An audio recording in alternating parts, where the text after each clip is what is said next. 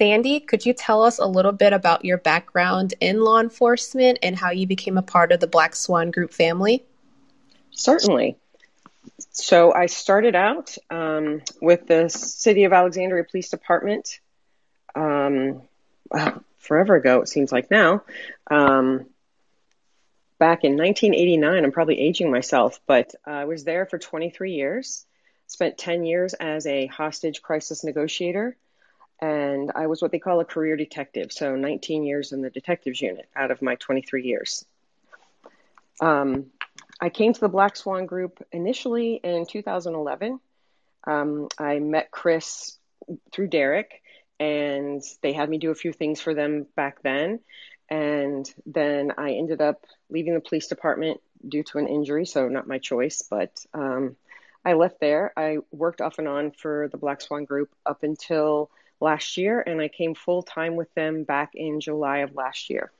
And I'm so happy to be here, and I'm so excited to be on Fireside. So I got a question for you. People in a group refer to you as Michelle. Oh no. Yes. I'm trying to be Luann Johnson instead, but it keeps coming back to Michelle Pfeiffer. So I taught high school for 6 years, and the students were afraid of me. I think it's just because I had a law enforcement background, but there were two young ladies that chose to fight in front of my classroom, and it didn't go so well for them. And I jumped in and had to go hands-on a little bit, and some of my kids were taping it, and so it went all around the school, and it was the hot topic for probably a week around the school. And so when I came to the Black Swan Group, Chris and Chelsea both got a hold of that information and said that it reminded them of the movie Dangerous Minds, which I had never seen until after you said that to me. And then I went and watched it, and I'm like, okay, I can be Luann Johnson. You know, she's pretty tough. I can be her. I don't know if I can pull off Michelle Pfeiffer, but I can be Luann Johnson all day long. Very good. Yes, indeed. Everybody respects Sandy for good reason. Oh, me. And we're so excited to have you on board with the team. So stepping into today's topic, could you briefly explain the Fab Five skills for females and why they are great skills to master, especially for women when we're negotiating? Okay, certainly. The Fab Five skills are those 5 skills that we figured out were the best for women to use. They play to women's intuitive abilities. 3 of them are part of our level 1 9 core skills in the introductory to the Black Swan method. Those are labels, mirrors, and summary. And then 2 are from skill levels 2 and 3, a little bit higher. And those are no-oriented questions and accusations audits. And there are very specific ways that women can use each of these 5 skills to aid them in becoming better, not only at negotiating, but handling tough conversations. Wait a minute. Hold it. Are you trying to say that some of the more advanced skills the women are automatically better at from the very beginning? Was that what you're trying to contend here? I'm not saying that they're better at using the skills. They are just the best ones for women to use because they do kind of play to the strengths that women have as far as listening and kind of gearing a conversation in the right way and getting people to respond to them, and especially with accusations audits, with mitigating negatives that some people tend to carry into the conversation when it comes to negotiating with women especially.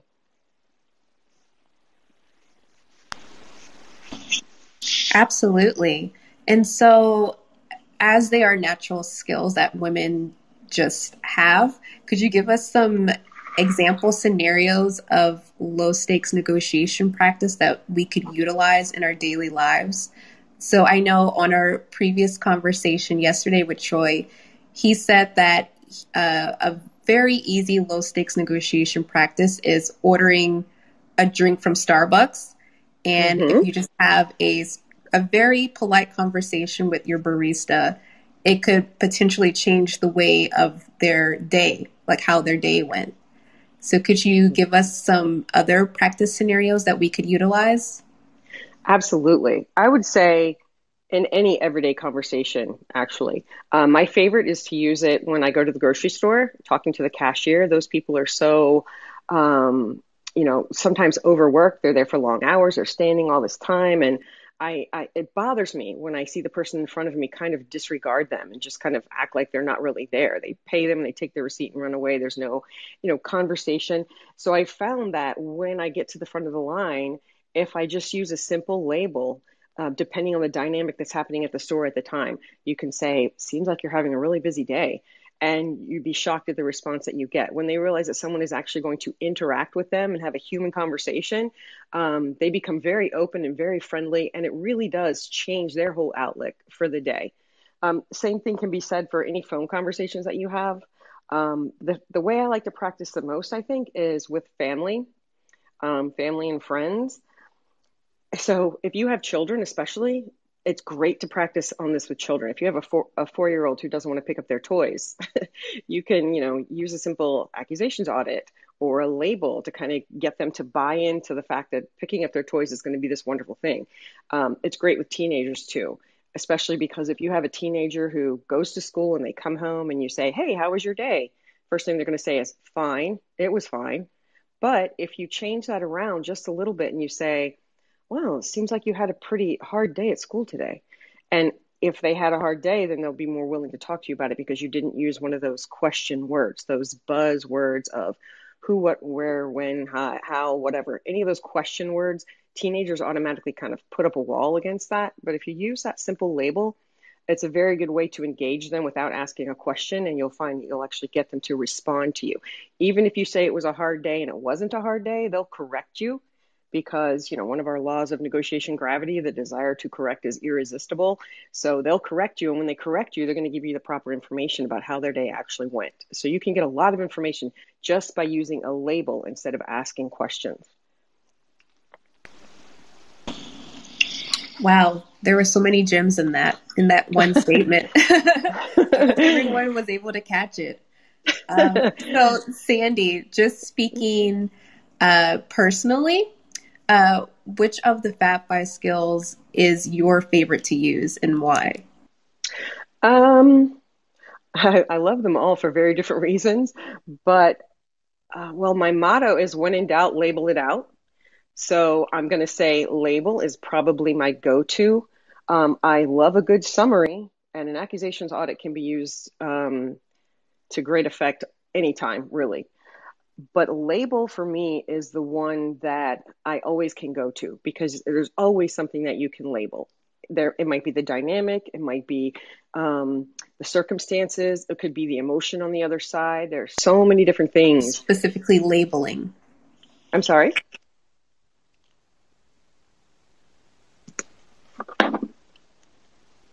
What is the Shay, I can't hear you. Or can you hear me now? Okay. Yeah, try now. I don't know what was happening there. And now I don't hear you again. Why is this?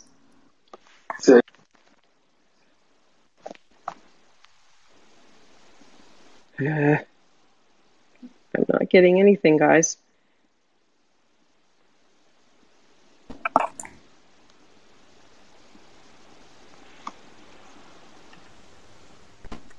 Shay's still struggling. I can see on her side she's still struggling with a little bit back and forth. So while she's working on getting back in, I would like to point out to those of you that are in the audience, first of all, I think this fireside stuff is really cool. And what I just experimented with was I tweeted out that I was on here with Sandy. So if you get the chance and you like the stuff that Sandy's talking about, do the share with the world thing on this app, which I think is really cool. And I'm still learning this. I'm pretty much a Fred Flintstone. So I figure if I could do it, everybody else here can do it with no problem. All right. Yes. Shay, and can you hear me, Chris? I can hear you. Oh, yes. Awesome. Yes. Okay, you're the voice in my head. Oh my goodness. That's cool, actually. I'm the voice in Chris Voss's head. That's pretty amazing. So what about the Chinese? Does this stuff work with Chinese? Culturally, it works the same. You might have to play around with the actual structure of your words, depending on the language that you're in. I have found in dealing with some of my coaching clients, especially European clients and German in particular, they've had a little bit of trouble with the structure of the words, but culturally, the idea of tactical empathy works the same. So you have police departments all over the world that are using this in crisis negotiations, and it's working exactly as it works here. But you might have to work out a little bit of language issue with structure. All right. Well, very good. And accusations audits, and you're saying that the women are a little bit more suited for that. Some. What do you mean by that? Sometimes with women, they have a strong ability to listen very deeply. And that plays into a lot of the way we use our skills. So if you want to get to a good label, or if you want to get to a deep summary, listening is the first key to that. And women are natural listeners. I'm not sure where that comes from or why, but in my travels, I have found that dealing with women, they tend to listen and soak in what I'm saying, multiple things at a time. And that's great for using those skills where you have to have that information to be able to use the skills, such as doing a deep dive label or giving a good summary. All right, cool. That helps. That helps a lot. And the interesting thing about women being able to hear sort of several things at the same time. I think we've got a question here from Shannon. So, Shannon, if you unmute and fire away at Sandy. Hey, Sandy. Thank you, Chris and Shay and Kayla, for having us today. I am wondering if you can shed some light, Sandy, on, as a woman in the workplace, I found that a lot of times if there's a tough situation and your tone stays good, but you're still dealing with in a tough manner, that as a woman you can come across and really be labeled as being bitchy, right. Instead of just tough, where a guy with the same tone and the same situation would just be, everybody would just say, hey, he did a great job, he took authority or whatever. And I'm just wondering if you have any recommendations on how to avoid that label and still come across well. Yeah, that's a great question. And I actually hear this quite often.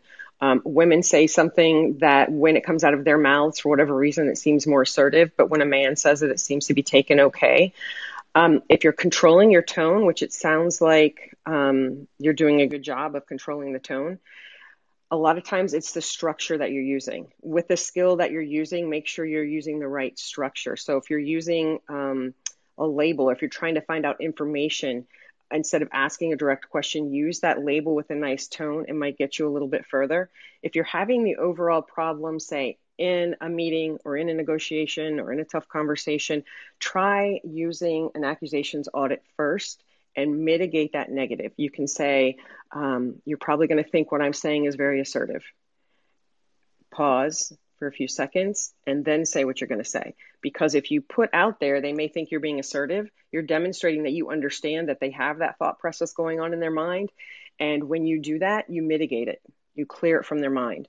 So they can't come back in a few minutes and say you're being too assertive or you're being bitchy, because you pretty much told them up front you thought they were going to think that anyway. So it mitigates that thought, keeps them from using that against you later in the conversation. So a lot of women that I've spoken with have had this issue. And when I suggested to use the accusations audit before they speak, it actually gave them a little bit of a leg up, and they found that people were not considering them quite as assertive because they were putting it out there first. Thank you. That was really helpful. I do have one other question, if it's okay. Yeah, go ahead. What is your biggest recommendation for helping with times when you have tone issues? Okay, tone is something that you deal with from the day you're born, I think. I remember when I was younger, my mom saying, watch your tone of voice. And I would think, I don't have a tone. And when I look back on it now, I'm thinking to myself, oh, I so had a tone. When I was that teenager, I definitely had a tone.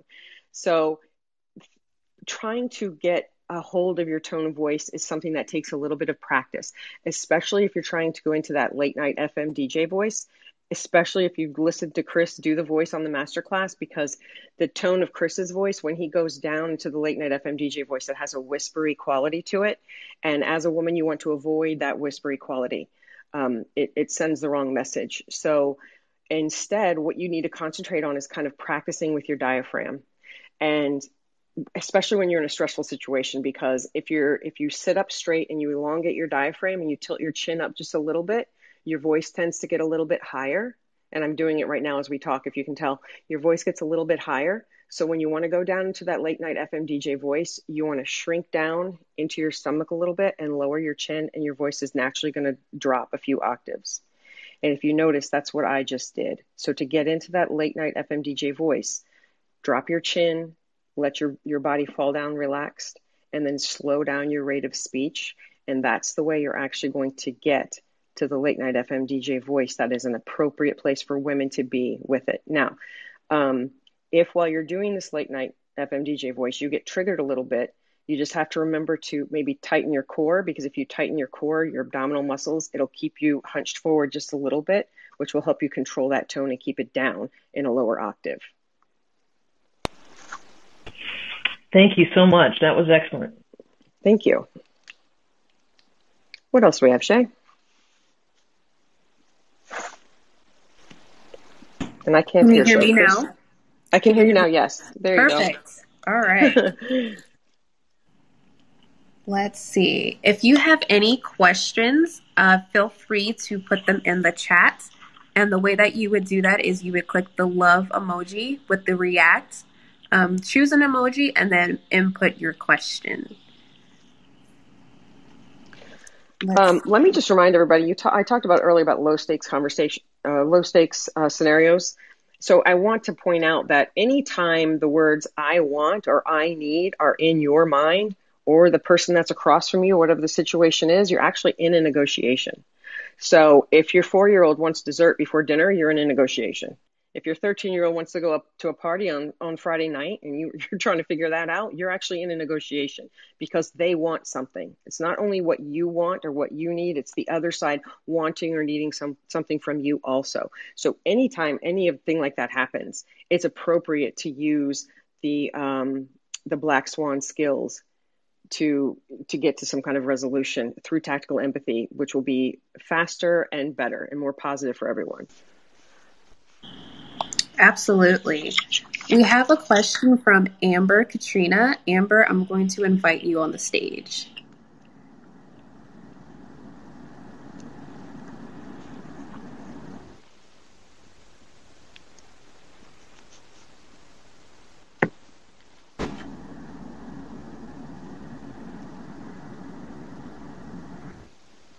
Amber, if you could unmute. There you go. Okay. Hi. I'm very pleased to meet you. I have a couple of questions. Okay. So practically, as a survivor of narcissistic abuse, bullying, and so many other forms of abuse I don't need to be getting into right now, I'm probably going to come across like a negative toad here. I'm finding it kind of hard to be using the accusations audits in a way that doesn't come across too apologetic. And, okay, that's the first part. And the second part is, I do love using accusations audits as I call it narc bait. Like, I throw out a perceived weakness. For example, one of my favorite ones is, you probably think I'm stupid. Because that gets narcissists to reveal themselves pretty quickly. Because, like, the ones who immediately jump on that, they're like a sharks who smell blood. I already know who I'm dealing with. And I usually can just, like, avoid, like, no, decide how to act with that person. However, I'm finding that the real problem I'm having is not becoming too apologetic, where you turn into a doormat. Right. So I hear this often from women, and in our Women's Power Hour that we do every other month, I have a lot of people that say to me, I don't want to apologize. I don't want to say I'm sorry. Your tone of voice when you say that I'm sorry really means everything. And by the way, you used a nice accusations audit there at the beginning when you said, I'm probably going to be seen as a whatever you said. That's a good accusations audit. When you said that, I immediately noticed your tone. And the way your voice intonation went when you said that, you were like, I'm probably going to be seen. You kind of did it like that. Amend that tone just a little bit and just say, I'm probably going to be, just speak up and own it. So when you say I'm sorry, instead of saying I'm sorry with your tone kind of going down and like I'm defeated, I'm below, I'm less than, speak up when you say that. I'm sorry, and let it go like that. So your tone really has everything to do with controlling how people take an apology from you. And I understand exactly what you're saying with bullying behavior and things like that. Just practice sitting up straight, like I said before, with your tone of voice, put your chin up and then say, I'm sorry. And, go forward from there. It does make a big difference. And an apology, yes, people say an apology should be heartfelt and things like that. When you've done something that you need to apologize for, then by all means, do that heartfelt, I'm really sorry apology. But if you're putting it out there to kind of introduce an accusations audit, you want to speak up about it a little bit more, raise your chin and speak out a little bit prouder about it, I guess is the way I'm putting it, if that makes any sense. So if I say, I'm sorry, I'm probably going to come across like a negative toad right now. Yes, that was really good. Cool. That was really Thank good. you. Yeah. Does that make sense then? I'm so happy that helps. Yeah, I noticed that right off the bat when you said that, Amber. Yep, I did. I changed my posture. Like I'm kind of crouched over here because I'm hosting a Zoom call for other people to be listening in who have not been approved by the app yet and asking the questions. That's what I did yesterday as well. So I'm kind of crouched over because it's kind of difficult from the phone to the call. And right. So I changed my posture when you said that. And yes, it really did make all the difference. It does make a difference. So I want to thank you also for sharing this through Zoom so other people can hear it. That's amazing. Thank you so much for doing that. And yes, posture does have a great, great big effect on your tone. So anyone who's having tone issues, if you really practice that posture, it does make a difference. Right. Thank you so much. Certainly. For now. Sandy, that is some awesome stuff. Like I tell you, I need to listen to you teach more. I'm tweeting out these pearls of wisdom that you were sharing as we're speaking. This is really cool. I'm having the best. Awesome. Thank you. What else do we have? Anybody else have a question they want to have answered by Chris, by me, by anybody? So Sandy, I wonder if the people who have joined into this conversation, they probably, if they're beginner negotiators, they think that, negotiation is more about salary or professional instances. Could you talk more about the personal, everyday negotiation situations that we could be in? Yes, pretty much. You're negotiating all the time if you want or need anything. So no matter what situation that you're in, if you find yourself speaking out because you want or need something, you're actually in a negotiation. And these skills are not just for negotiating. These are personal skills. These are skills that will help you no matter what you're doing. The best way to get to anything is through tactical empathy. So using especially labels and mirrors, if you practice those two skills, you're going to be amazed at how significantly different your interactions on a daily basis are going to be, because you can get a lot of information out of someone by using a label and putting an upward inflection on the end of it. So it's like a question without asking a question, because then people don't get defensive when you do that. So any conversation that you have, especially when you're trying to gather any kind of information, practice using a label with that upward inflection so it comes across as a label, but it's got a question behind it, and people are more willing to answer it. So definitely practice the tone of voice with that upward inflection. So so people realize you want an answer to that label that you just gave them. So that's what we call an asking label.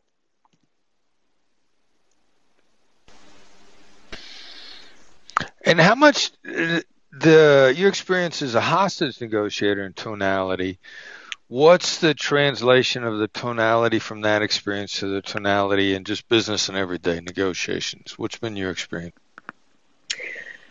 My experience with that is my everyday interactions. I feel like I get to use the accommodator voice more often. In other words, that playful, friendly voice, I get to use that more often on a daily basis when I'm not in the middle of a hostage negotiation.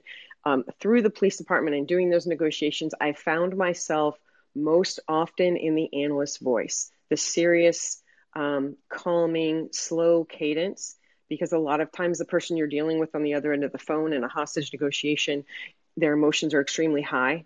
And so in order to bring down their emotions, the analyst voice is the best to use. And so I found myself in that voice more than any other voice, at the police department. The great thing about being with the Black Swan Group now and dealing with people who are not in a hostage crisis situation is that I actually get to use that accommodator voice, and I get to practice the skills in that playful, friendly voice instead of always feeling like I have to stay in that lower octave. That's the biggest difference for me. Cool. Very cool. Thank you. I think Shay, we got Tammy on stage here. Tammy? Yes, Tammy, if you could unmute yourself, you can ask your question. Yeah, it's more just a conversation starter. Hi guys, Sandy and Chris and the whole team over there. Shay, this is great. I love that you're supporting women on how to negotiate. It's so important. I had written a book, a modern day guide for business and relationships for women. And, one of the things is I acknowledge all my shit and insecurities. But one of the tips that I talk about in the book is how women have such an advantage being empathetic, and we're willing to be vulnerable where men really struggle with that. And I find if women can use that natural intuition to get men to be more vulnerable, they instantly earn the trust from men. And it's such a great advantage. And so maybe to think of how to approach that. I mean, thinking about this conversation, I do labeling or I ask questions. Like if I can get them to talk about their family, I could say, that might be really stressful for all the travel you have to do to balance your home and work life. Men never going to talk about the realities of life. And there's a real strength in that. Yes, you're absolutely correct. Empathy is easier for women. I think it's because since the dawn of time, the men have been the strong, go out and their contribution essentially to family life and everyday living was to go out and be the hunters and be the more forceful, strong individual. And so women, because they weren't seen as the stronger sex, have always had to use empathy to kind of get what they want or get people to listen to them or get people to engage with them. So empathy essentially has been since the dawn of time the great equalizer between men and women. And how women can use that is exactly how you said, Tammy. I love the way you put it. You use empathy. Not just with men, but with anybody, but with men in particular who don't like to show their sensitive side. Sometimes they're so afraid they're going to be seen as weak. If you address it and you label something like that allows them to give you information because they realize that you want to hear that, it will actually bring them down to a more vulnerable state or position. So you're absolutely correct with that.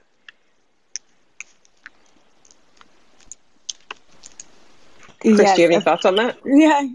Yeah, Chris, do you have any thoughts? Or you guys have any tips for other women on how to open up the vulnerable state in men? I think we understand how to open up that vulnerable state with women and women instinctually. Chris, do you have any thoughts on that too?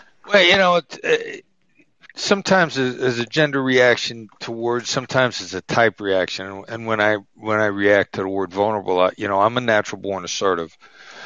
And so I don't know if I'm reacting as assertive or as I'm a man. But, either one, I have this nonsense going on in my head where my reaction is like, I'm not vulnerable, but I'll be honest. And so when for me, just being honest is like, honestly, I'm scared. If I'm being honest, I'm admitting to an emotion. Or say, I'm concerned, I'm upset, I'm on pins and needles. I will, assertively say that, and then people are, oh, you're being so vulnerable, and I'm thinking like, I'm not. How dare you say I'm vulnerable? So I don't know if it's me as a man reacting to that, or whether it's my natural born assertive type. Now I know Sandy's an assertive also. Yes. So I'd be interested in her 2 cents on that particular take. I feel the same way you do, Chris, actually. I don't like the word vulnerable. And maybe it is a type thing, because as an assertive, if someone were to point out to me that I was being vulnerable, I would immediately feel like I needed to, puff my chest out and say, I'm not vulnerable. So I have that same feeling also. So maybe it is more of a type thing as opposed to men and women. I think if you have someone who is more of an accommodator, they're going to be more likely to share a vulnerability with you. An analyst is not going to like that. They're not going to like to share that vulnerability either. And I know we have Derek, who's an analyst, and he's not one that likes to have anything vulnerable pointed out about him either. So it may be a type thing, not so much a male-female thing. Interesting, because I stay away from the word vulnerable. I just don't use the word vulnerable. Right. That word makes people run. I just go for being empathetic. Yes. To their environment. Or what's going on. If I can get them there, I know I earn trust. But I do stay away from the word vulnerable. 100%. Right.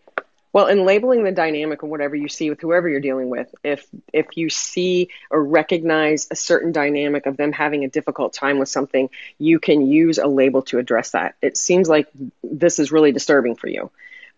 Might come off a little bit better, because they'll be more likely to say, yeah, this is a little disturbing. So, being mindful of the language that you use probably is very smart. So, what is the name of your book? I want to go read this. Thank you. It's called From C Student to the C-Suite. And it just shows that you don't need to be perfect to be successful. And awesome. Yeah. I'm going to go check that out. Thank you. Thank you, Sandy. I love everything you're saying.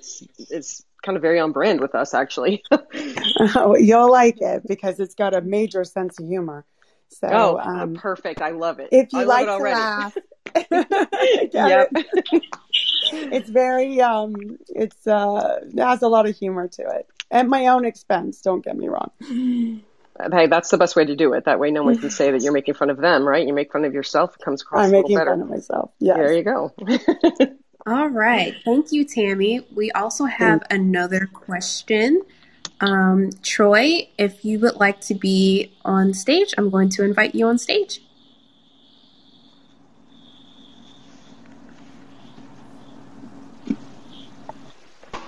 Hey, everyone. Hi.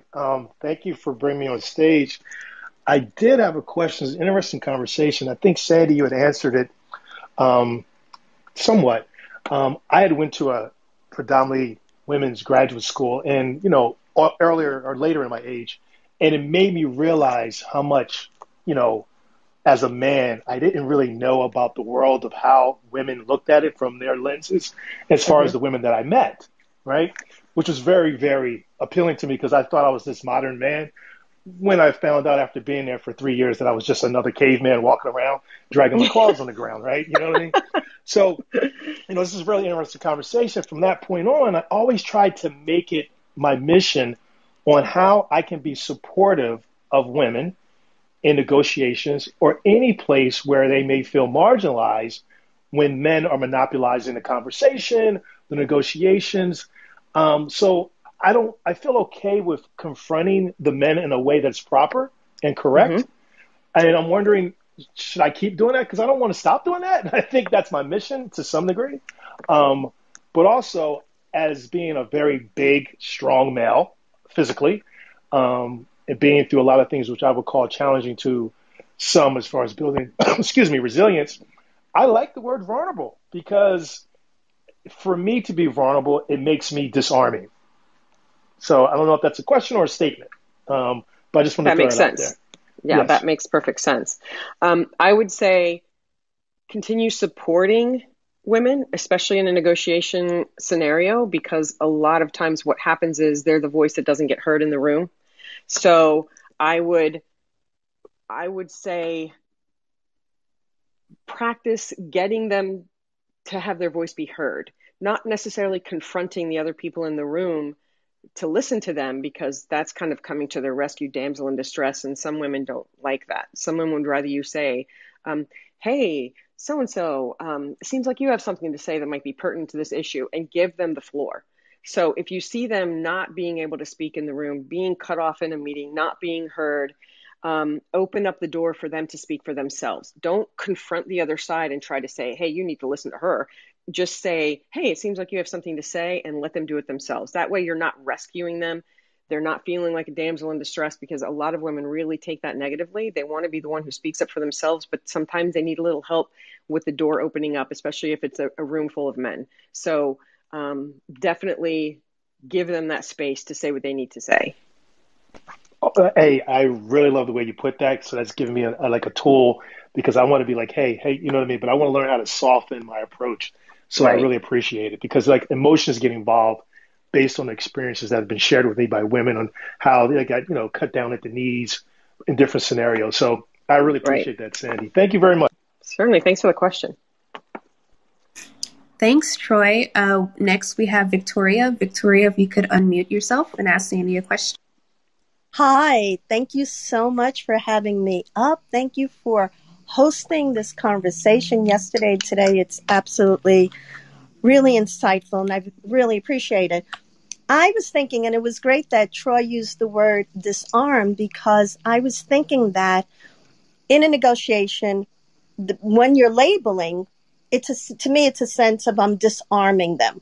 I'm calling the elephant in the room. I'm just saying, I'm going to do this, or I'm going to be assertive, whatever that label is, or I see you as something. Can we talk about it? And forgive me, I'm not sure if I'm paraphrasing correctly. But my question is that, do you see a difference between negotiating and trying to disarm versus when you're in a debate and clearly you want to win the argument? Do you see both of those skills as still a form of negotiating? And how would you use your negotiating skills in a debate? And is there a difference? Sometimes I find if someone wants to debate with me, I will let them speak first, because a lot of times people who want to argue, want to debate, if you give them the space to get it all out right up front, it's a lot easier to handle. It's a lot easier to deal with. Some people demand to be heard, especially if they think they're right in an argument. You let them go first, and then you can address whatever issues that they said that maybe were wrong by asking calibrated questions to kind of get them to where they might be in the right place with the situation.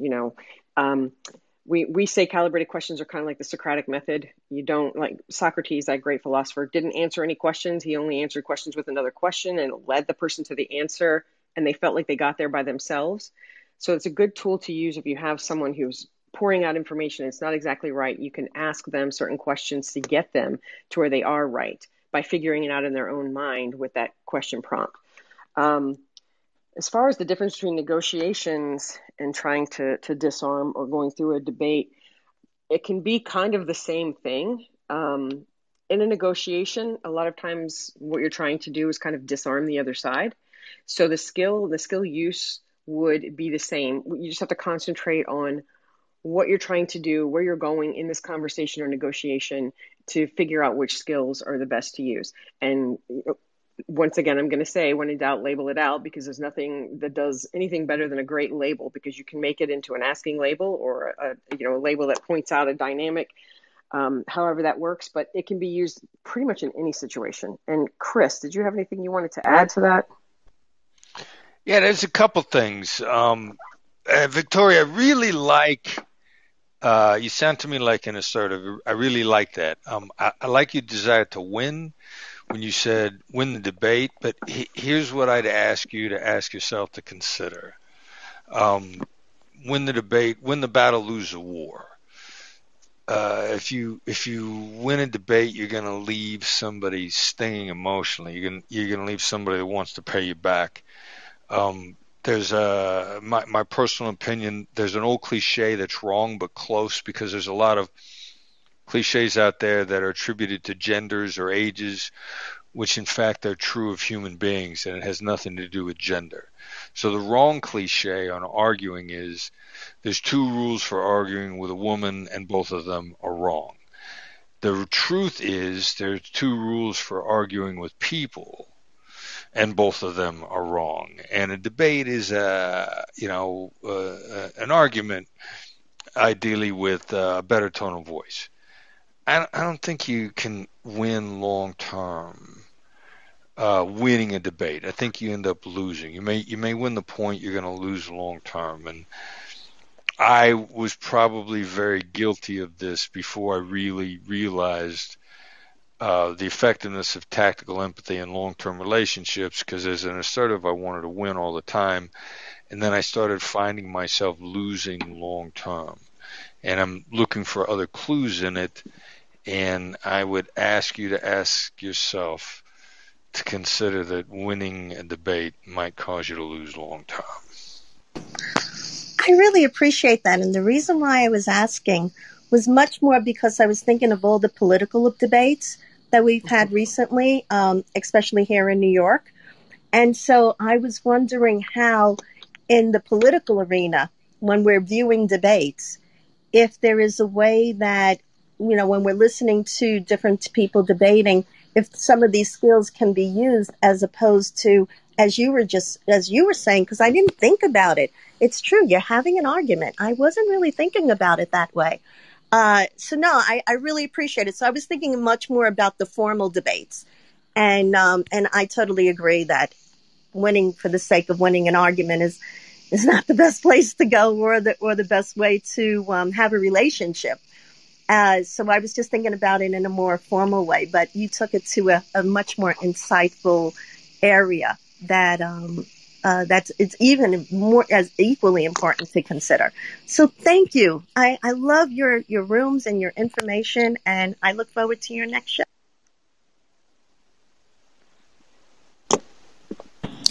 Thank you, Victoria. Shannon, I believe you have another question. I'll invite you up on the stage.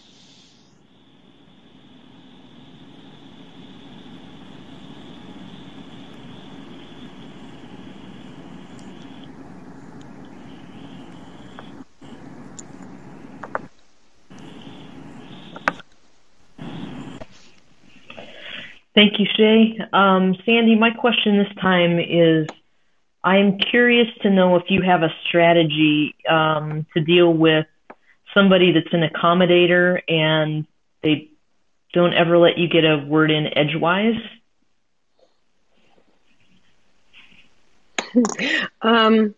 Wow, that's an interesting question.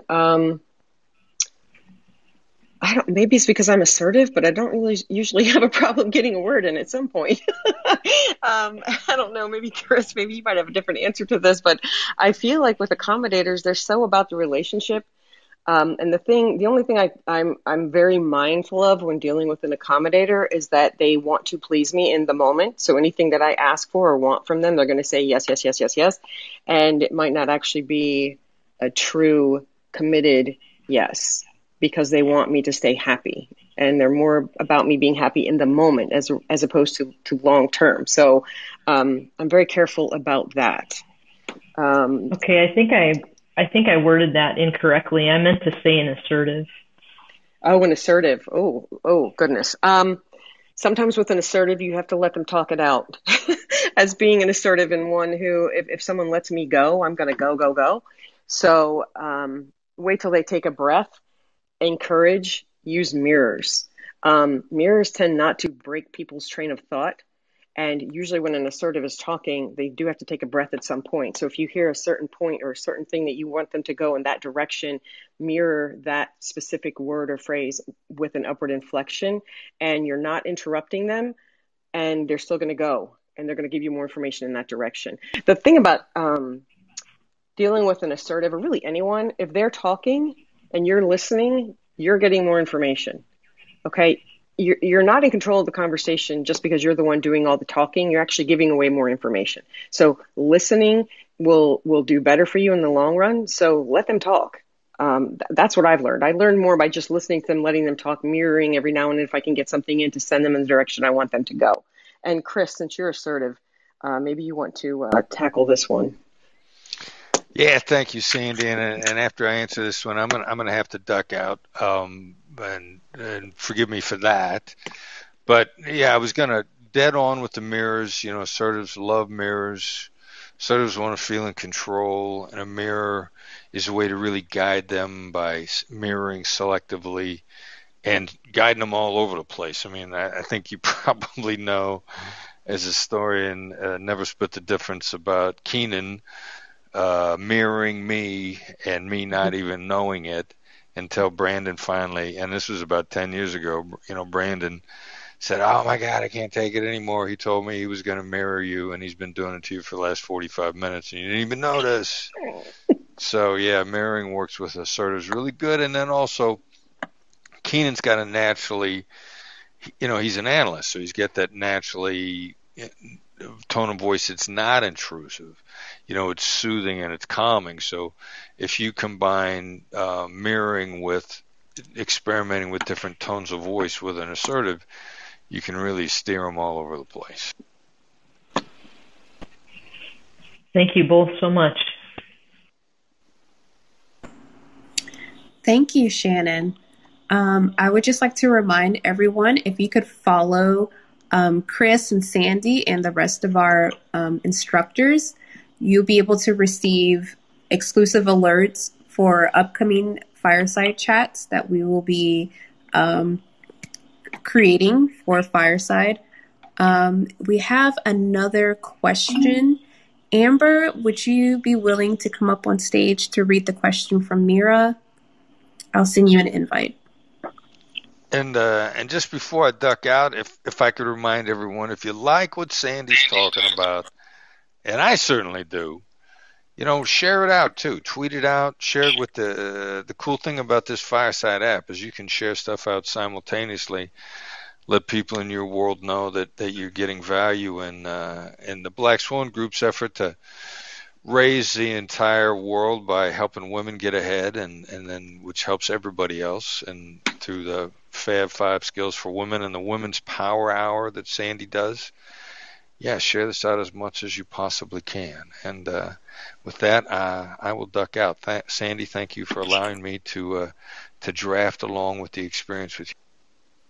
Awesome. Thanks for being here. Thanks, Chris. And also, we'll be having Chris's session tomorrow. So definitely tune in for that. Okay, Amber. Okay, so Mira is on the Zoom call with me, and she asks, as an oil and gas engineer and an assertive, my comment on vulnerable is Brené Brown has normalized it. Does it help to bring in the vulnerability arsenal 10 minutes into the conversation and not at the beginning? Okay, I'm going to give you the patented answer that we tend to give here at the Black Swan Group. Okay. It depends. I mean, honestly, you can't really put everything under a specific label because it really depends on the situation, what's happening, the dynamics of the conversation. As far as when you point out vulnerabilities, it's gonna depend on who you're dealing with and what effect that might have on them. If you're pointing out your own vulnerabilities, I would say use an accusations audit at the beginning and put that out there first. If you're trying to point out someone else, if you're trying to point out someone else's vulnerabilities, I would caution you on that one. If they give any kind of indication that they want you to notice that by what they're saying, then by all means label that. But if not, I would caution that. Right. Okay. Mira, thanks you very much. And talk soon. Awesome.